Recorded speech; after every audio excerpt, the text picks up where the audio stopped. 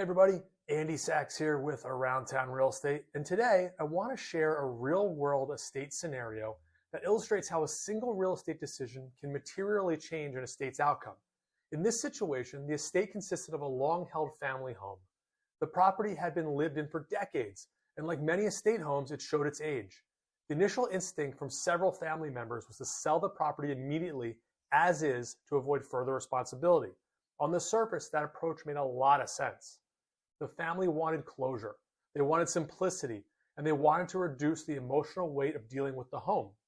Before proceeding, we paused, not to delay, but to evaluate. We looked at the home's condition honestly, buyer expectations in the specific market, recent comparable sales, and the family's tolerance for involvement. What became clear was that the buyers in this price range were particularly sensitive to uncertainty. Deferred maintenance wasn't the issue, lack of clarity was. Rather than listing immediately, the estate chose to take a short planning window. We coordinated a clean-out, addressed a handful of high-impact items, and clarified the property's positioning. This was not about perfection. It was about reducing buyer hesitation. When the property went to market, buyer response was immediate.